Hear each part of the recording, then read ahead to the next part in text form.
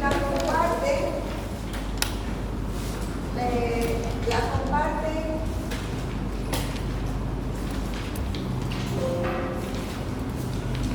dermatología, otorrinolaringología, cirugía de cabeza y cuello, odontología. Y ahora vamos a ver lo más representativo.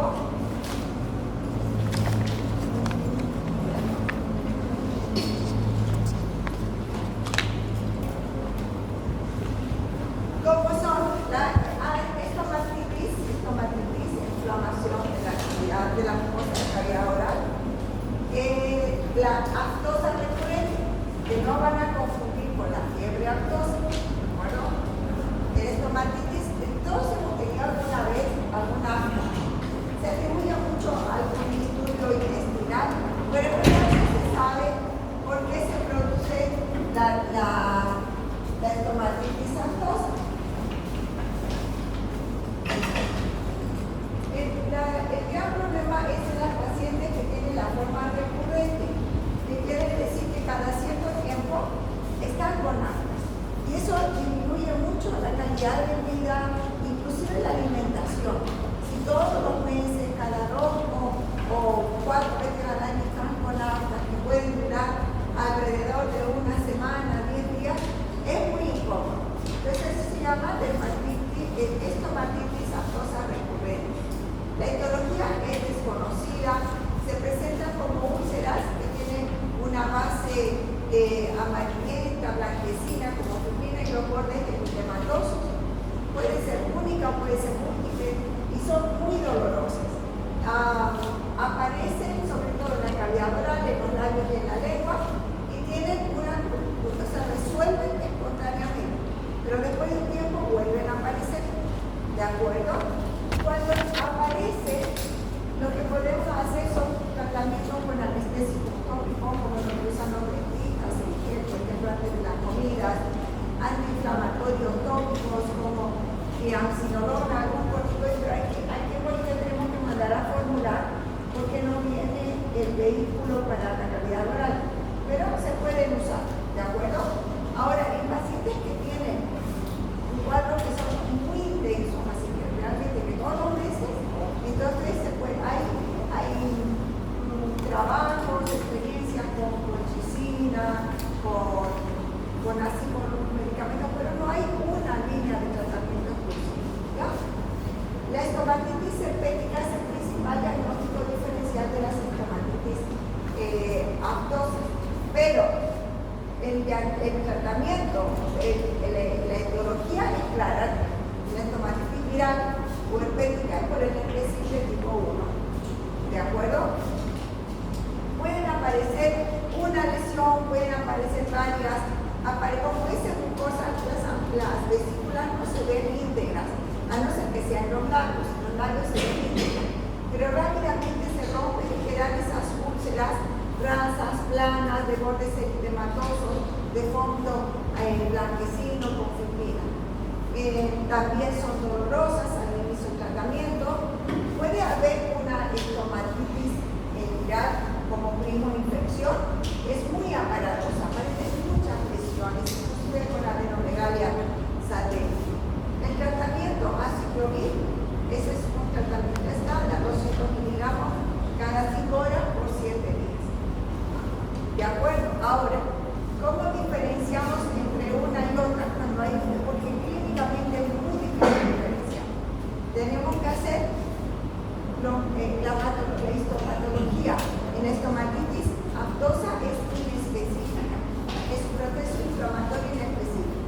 En cambio, en la estomatitis viral, la patología nos va a hablar de procesos con células acantolíticas, con células gigantes multinucleadas.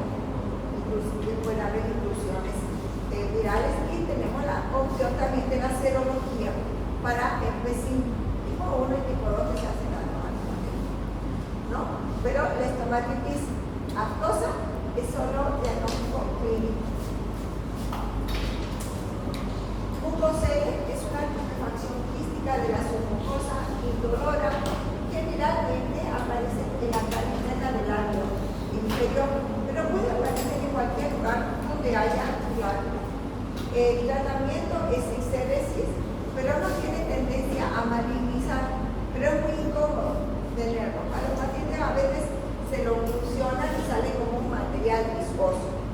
El pangina es una enfermedad que se da en la infancia, que se produce por el virus coxsackie. Son vesículas pequeñitas, discretas, que se producen a nivel de la faringe, de las amígdalas y del paladar blando. El cuadro es autolimitado, en aproximadamente 1 o 2 semanas ya se va a resolver y el tratamiento es sintomático. En el caso de la enfermedad mano-pie-boca, que es otro virus, también compromete la boca, pero también tiene lesiones en la piel. En cambio, el pangina es solamente la cavidad oral. La candidiasis, que ya hemos hablado de candidiasis cuando hablamos de candidiasis cutánea, la forma pseudomembranosa es la forma más característica de la mucosa oral, que se da en personas que tengan que hayan pasado por algún proceso mórbido, que hayan bajado las defensas, en los niños pequeñitos, en los lactantes, es frecuente después de procesos diarreicos y se presentan como membranas que se describen como cremosas, grisáceas, que al pasar en bajas lenguas se van a desprender y van a dejar una área bien eritematosa que fácilmente va a sangrar. Hay otras formas de candidiasis más raras. Aquí hacerles también un poquito de mención cuando una candidiasis es con cuadros oportunistas, secundarios. Recordarán en las clases pasadas que hablamos de carcinoma espinocelular, ¿no? En la cavidad oral, hablamos de paracosidioidomicosis, había úlceras, y había una de las imágenes con una membrana blanquecina. Esta puede estar sobreinfectada, pero no va a producir ese nivel de destrucción, una candidiasis. Hasta una candidiasis puede hacerse sistémica en un paciente con una inmunodeficiencia severa, pero no va a producir estrés. Tienen que tomar en cuenta que la cavidad oral puede también ser una infección secundaria. El tratamiento, fluconazol, histatina y jarabe. La histatina no se absorbe en el intestino, por tanto es un tratamiento solamente para la candidiasis intestinal o cavidad oral, no para la candidiasis cutánea. Leucoplasia se refiere, con el leuco de blanco, es una placa blanquecina que se adhiere a la mucosa oral o a los labios. Es crónica y es asintomática. Es una displasia y tiene un 5 a 10% de predisposición de malignizar a un carcinoma espinocelular. El tratamiento es quirúrgico, no se debe dejar. Claro que cuando hay en los labios pueden haber otros tratamientos, otras opciones, pero en la cavidad oral generalmente es quirúrgico por ese riesgo alto de carcinoma espinocelular. Pero siempre hay que hacer una biopsia antes. Y ahí les muestro en este cuadro todos los diagnósticos diferenciales. A veces es muy difícil hacer diagnóstico de las lesiones de cavidad oral porque se parecen mucho clínicamente unas con otras. Entonces solo son parámetros. Miren la importancia de si son únicas, si son múltiples, si son crónicas. Aquí, por ejemplo, en crónicas tenemos que pensar pemphilobular, plano, lupus eritematoso sistémico, sífilis. Si son recurrentes, sobre todo estomatitis aftosa y estomatitis viral. Si son agudas, múltiples, de nuevo estomatitis viral, reacciones medicamentosas como el eritema multiforme y la gingivitis necrosante. Y las que son únicas, entonces también pesan traumáticas, personas que se hayan hecho procedimientos odontológicos recientes, ganitis, úlceras venastas y el herpes. Entonces aquí está la úlcera, es una úlcera rasa.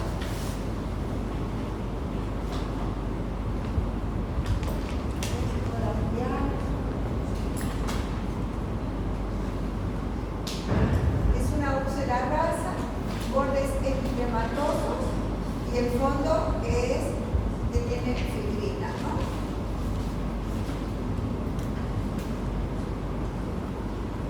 Esta es una estomatitis aftosa, pero ya está en resolución,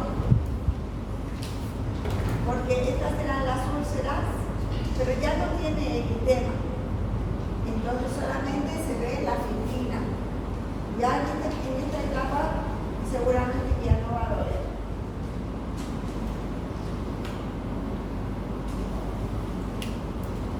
Candidiasis pseudomembranosa, que es muy frecuente en niños pequeños.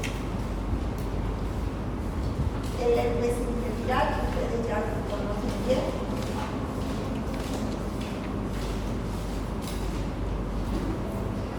Vesículas todas juntas con una costra serosa. La lengua geográfica, áreas de ¿qué pasó lo mismo en lengua geográfica? Me salté una diapositiva. La lengua geográfica es un motivo de consulta bastante frecuente, sobre todo en los niños. Es preocupante porque llama mucho la atención, pero es un trastorno de causa desconocida, totalmente benigno y va cambiando de forma y después finalmente desaparece. Se llama así porque tiene áreas de papiladas que dan un aspecto eritematoso que cambian de forma y de tamaño que parecen como mapas. Por eso se llama lengua geográfica. Ni tiene ni requiere tratamiento. La queilitis es la inflamación de los labios. ¿Cuál es el origen que ustedes tienen que investigar? Puede ser de contacto, puede ser medicamentosa, puede ser autoinfligida. La queilitis angular es la o perleche. Y la actínica también, que es muy importante, ¿no? Por el sol. La queilitis actínica. La queilitis angular o perleche es la inflamación y el edema en los ángulos de la boca. Se produce edema, descamación, fisuras. Hay frecuentemente una sobreinfección por cándida y hay que buscar la causa. Puede ser personas que duermen con la boca abierta, que respiran por la boca, puede ser que si son jóvenes o niños que tengan adenoides, hipertrofia de los cornetes.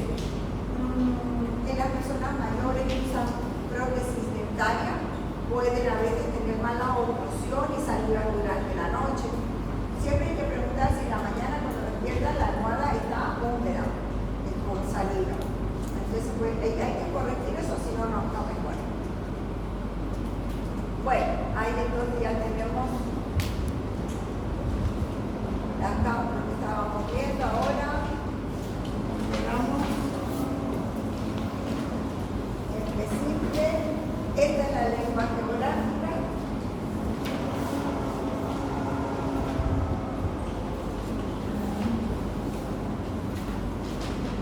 Áreas depuradas, depapiladas.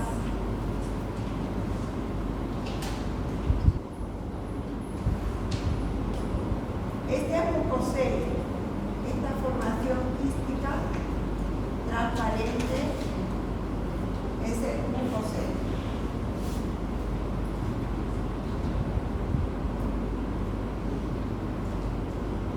Otra lengua geográfica.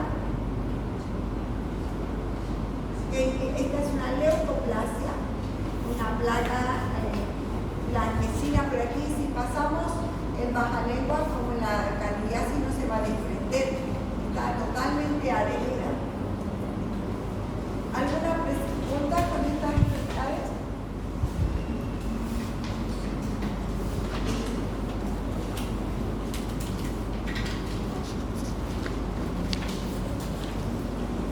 Bueno, enfermedades de las uñas.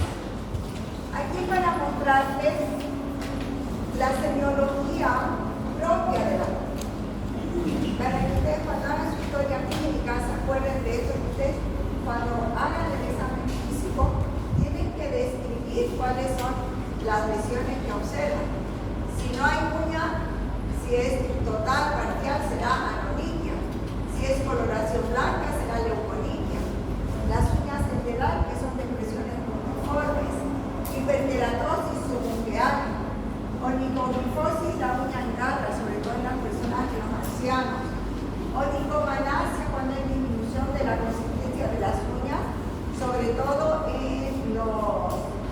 En las personas con desnutrición, onicorexis, las uñas quebradizas, sobre todo en las personas que manipulan químicos o el estrés también. Factorica es el aumento del espesor de la uña. Los surcos de Beau son depresiones de las uñas que son horizontales, ¿no? Y que se producen cuando se detiene el crecimiento de la uña. Puede ser por un proceso inflamatorio severo o por un proceso o por medicamentos. Melanonitia es la coloración acastañada. Eso tenemos que tomar en cuenta. Puede ser racial, hay personas que tienen un tipo 4, que con el trauma constante, si daban o los calzados muy apretados, se pigmenta la uña. Pero si es una sola uña, podría ser un melanoma acral. Entonces tienen que tomar en cuenta esa posibilidad. Y onicolisis es la separación de la lámina ungueal del lecho ungueal. Ahí está el imprinting o uña entera. Es muy frecuente en enfermedades como la psoriasis, como el níquel plano, puede acompañar a una alopecia areata.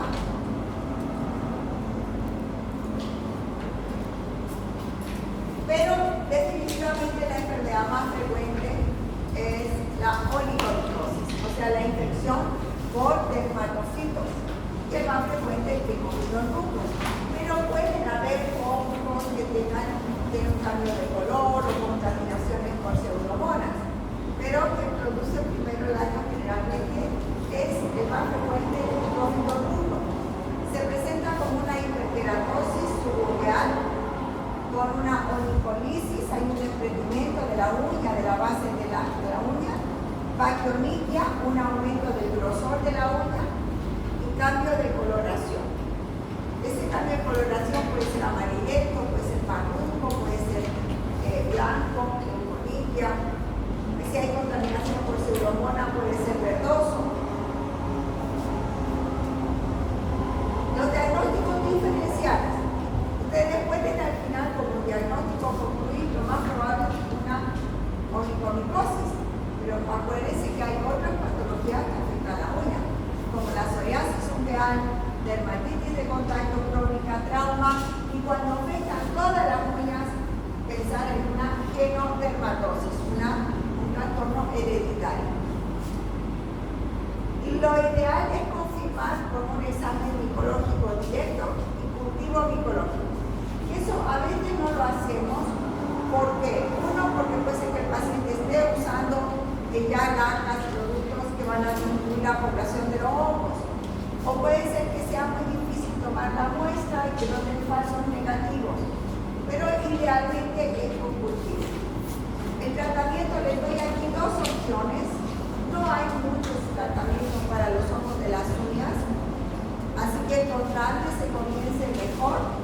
Tienen el fluconazol, por ejemplo, 150 miligramos semanal por 3 meses, y la terpinafina, 250 miligramos al día por 3 meses. Antimicótico tópico, tienen soluciones y latas que son buenos para coadyuvar el tratamiento tópico vía oral, o si el paciente por algún problema, alguna situación no puede recibir por vía oral, entonces hacen un tratamiento tópico. Pero el tratamiento puede demorar, eso es lo mínimo del tratamiento, 3 meses. Pueden ser 8 meses, puede ser 1 año, depende de la severidad, del compromiso. A veces, cuando ya compromete la materia ungueal, es mucho más difícil de tratar. Aquí hay este paciente tiene leuconitia y tiene onicolisis porque hay un desprendimiento de la lámina ungueal del lecho, pero es una onicornicosis. Aquí hay una anoniquia, hay una destrucción, hay hiperkeratosis ungueal y hay una leuconitia y también una coloración amarillenta parduzca. Este paciente tiene hiperkeratosis subungueal y tiene esa coloración verduzca porque tiene una sobreინfección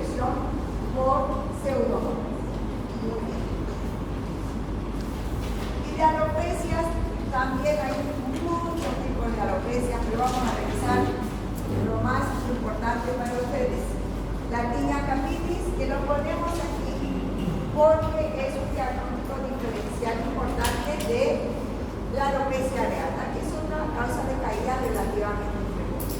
La tinea capitis se da más en niños, en adultos es raro, excepto en ancianos y mujeres menopáusicas. Hay una forma no inflamatoria y una forma inflamatoria. La no inflamatoria, estos son los agentes más frecuentes, no son los únicos, pero son los más frecuentes. El Microsporum canis, Cryptococcus tonsuras, y aquí sí tenemos que preguntar si hay mascotas en la casa, porque lo más frecuente es que contraigan por piñas del perrito o del gatito. ¿Ya? La forma tricofítica son múltiples lesiones pequeñas, alopécicas, descamativas, y se describen los granos de pólvora, que son puntos negros de cuero cabelludo. La tinea microspórica, o sea, por tinea capitis, o por Microsporum canis, eso debe ser una plaga única, descamativa con pelos cortados. Y la forma inflamatoria, que se conoce por el nombre de interior de tenso, que se dice que es autolimitado, sí, pero va a producir alopecia definitiva, porque hay tanto compromiso, tanta inflamación del folículo piloso que llegan a descubrirse. Entonces, si no se trata, puede dejar alopecia definitiva, lo cual estas no, las otras formas no dejan alopecia cicatricial. ¿Ya?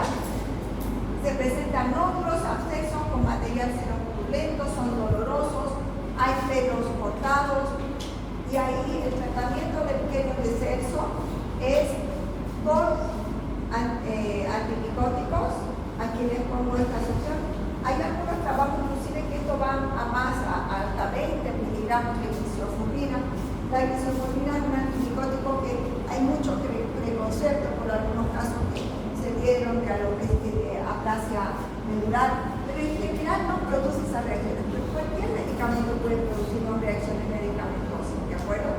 Pero para la tinea capitis, a diferencia de otros, por ejemplo aquí de la igual, yo no les menciono aquí el ketoconazol, porque no es una buena opción terapéutica el ketoconazol. Es invalorable el ketoconazol, además que es hepatotóxico, no penetra en la uña, no se da. Lo mismo pasa en la tinea capitis. Opciones buenas de tratamiento: lisofulvina, terbinafina. El fluconazol puede servir, sirve también, pero estos son los que tienen mayor índice de mejoría. Pero miren, el tratamiento de 2 a 3 meses de tratamiento es largo. Y acuérdense que cuando dan un antimicótico después de un mes, es mejor hacer un perfil.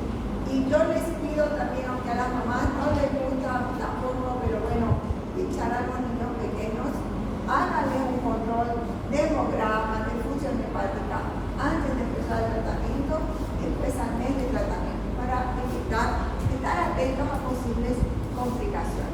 Entonces, no den ketoconazol, salvo que realmente no haya otra opción. No puede ser que estén en provincia, que no tengan acceso a medicamentos, pueden dar keto, pero supervisen muy bien el perfil hepático. ¿De acuerdo? La alopecia areata es un trastorno relativamente frecuente, es autoinmune, es el propio organismo que va a producir, atacar los folículos pilosos, no producir que se caiga el pelo en las 3 fases. Se presentan como placas únicas, múltiples, circulares, pero la gran diferencia con la tinea capitis es que la piel es lisa, no tiene escamas y los pelos no están cortados. El pelo sale íntegro desde el folículo y es tan así que tiene un signo que se llama el signo de admiración. En cambio, en la tinea capitis los pelos se cortan. ¿Ya? Lo más frecuente en el cuero cabelludo, pero puede haber en cejas, puede haber en zona de la barba, en cualquier área pilosa puede perderse el pelo. ¿De acuerdo? Tratamiento. Laboratorio. Si bien que el estrés es lo más frecuente como gatillante, puede suceder en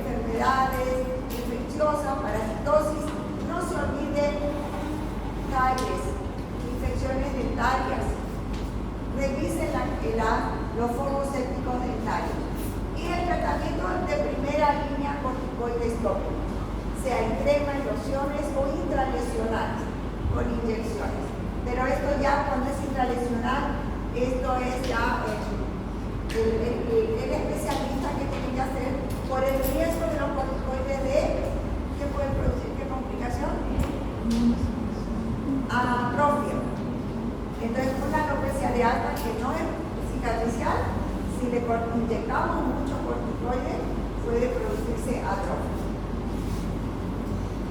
La alopecia androgenética, que se la paso aquí porque puede ser que les pregunten a algunos pacientes o algunos familiares, es como su nombre lo dice, es una predisposición genética a tenerla, pero en verdad no es solamente a los varones, o sea, el andro es más frecuente en los varones, pero también en la mujer puede haber una alopecia androgenética.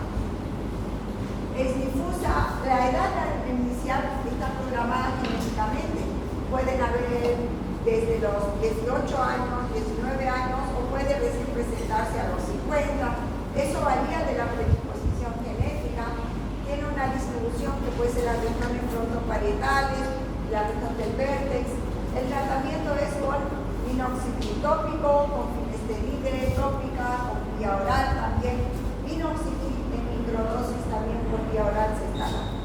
No tiene tratamiento curativo, tiene solo tratamiento de control. Eso quiere decir que cuando se deja de hacer tratamiento, todos los pelos que tenían que caerse se empiezan a caer de nuevo. Todo lo que estaba programado.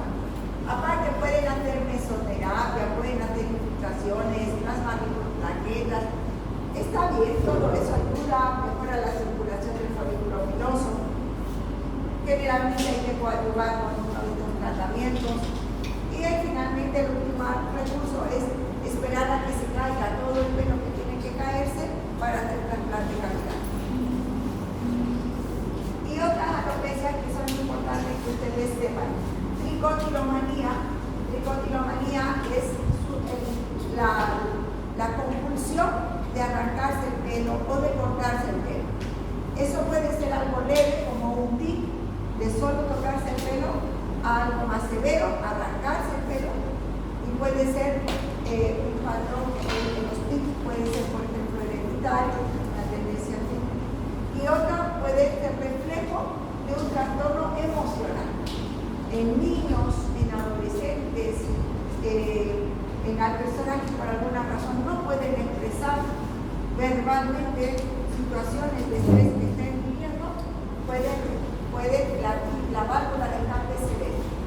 Ustedes tienen que detectar para hacer la valoración y encaminar al profesional competente.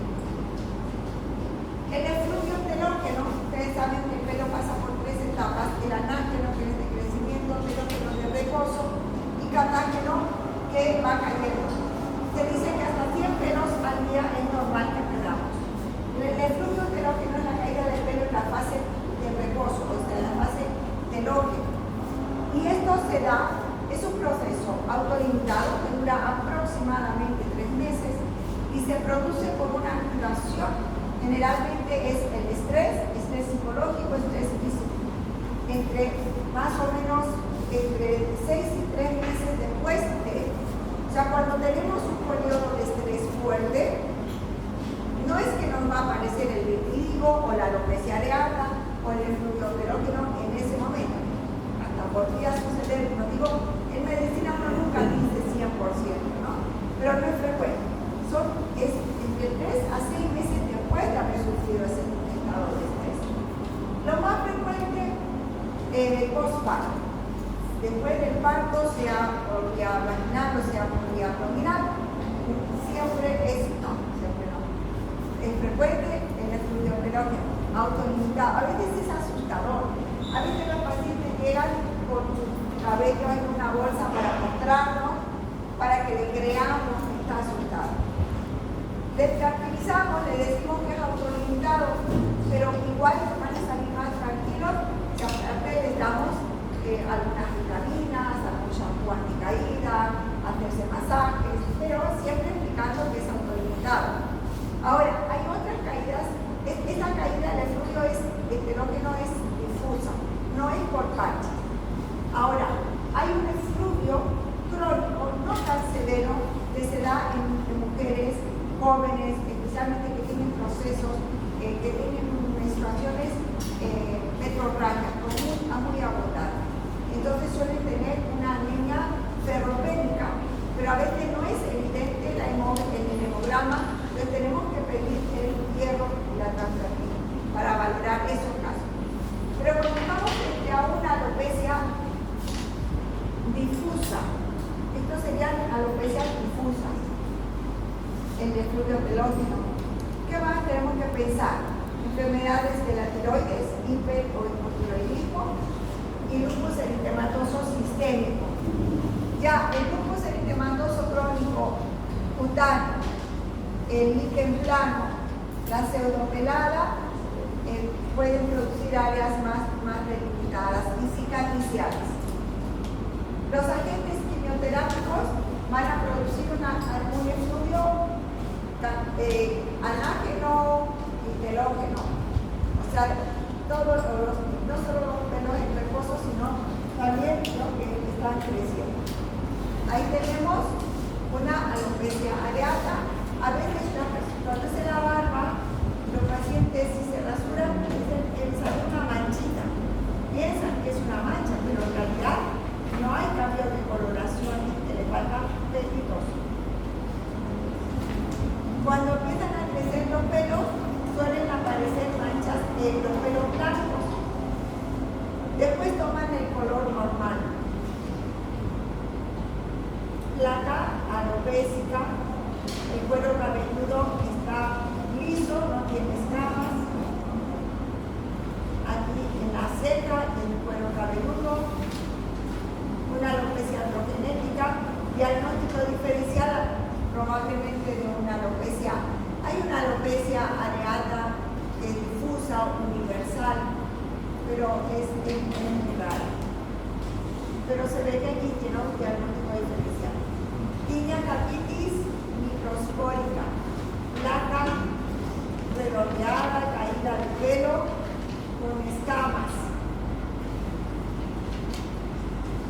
Aquí están los granos de pólvora, estos puntos negros, alopecia, pero es redondeada. Y hay una hiperkeratosis también a nivel de los, y hay una escama a nivel de los folículos.